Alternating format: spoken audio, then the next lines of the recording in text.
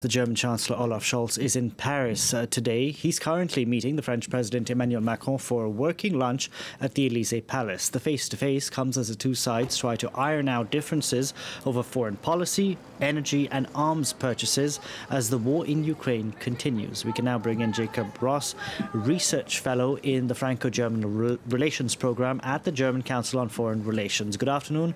Thank you very much for speaking to us here on France 24.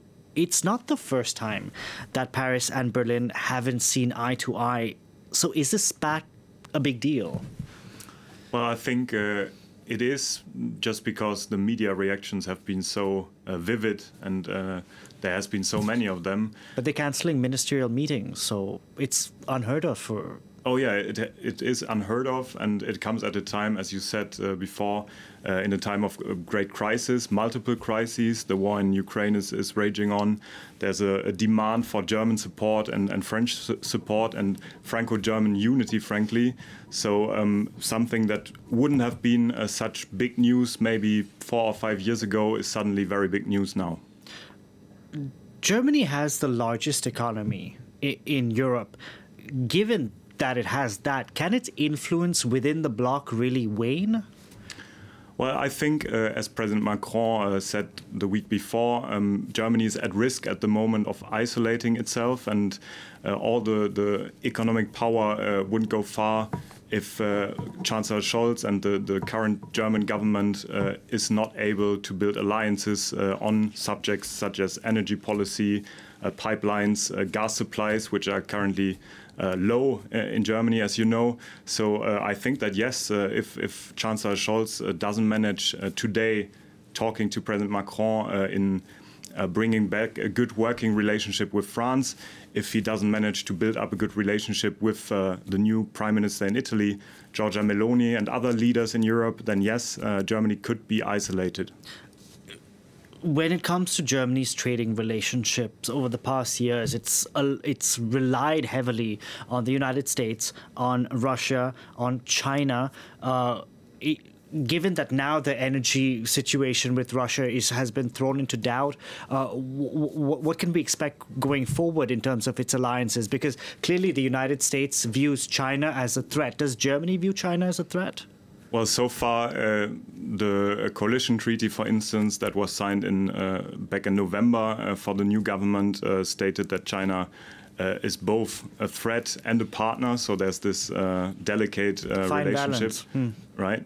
And I think that the Chancellor's visit to China next week, just after the party congress in Beijing, the fact that he didn't want to go together with President Macron, that had been something that President Macron had pressed for, is a signal that he wants to establish a relationship, that he wants to see where German-China relations go to.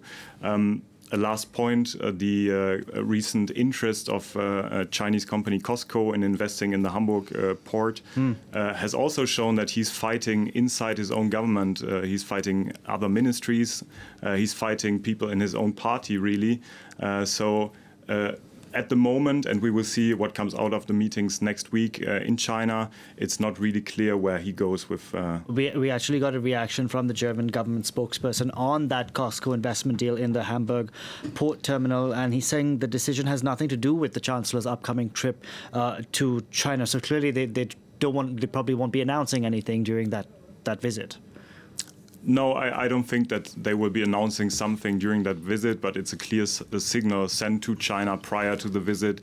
The fact that Chancellor Scholz comes with a big delegation of German industrials and CEOs of German companies is another signal as well. I want to ask you something. Do you think that the Franco-German alliance is under threat, given that the war in Ukraine is continuing? And during this time, we have seen countries in the East really try and galvanize the European Union to do more to stand up to Russia?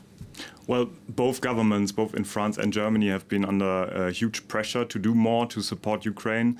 And the fact that Poland, for instance, and other Eastern European member states, also the Baltic member states, have been much more active in regards to supporting Ukraine against the Russian aggression, buries the risks that the Franco-German relationship in this particular regard, which is dominating the European agenda at the moment, frankly, is not up for the task.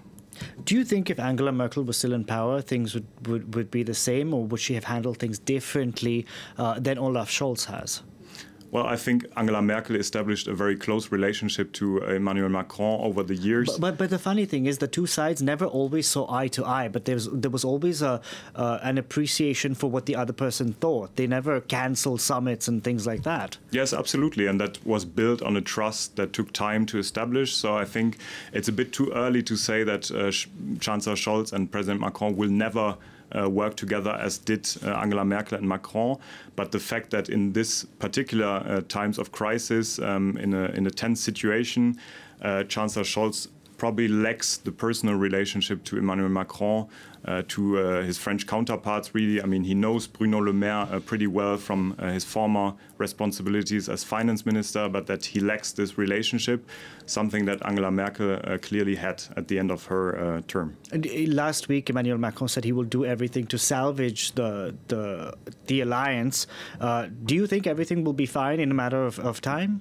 No, I don't think that everything will be fine. So it won't go back to how it was? I think we will go back eventually, but we can't go back to the status quo just because how much the war in Ukraine is changing the European landscape. Perfect. Jacob Ross, thank you very much for joining us on the program today. Thank you.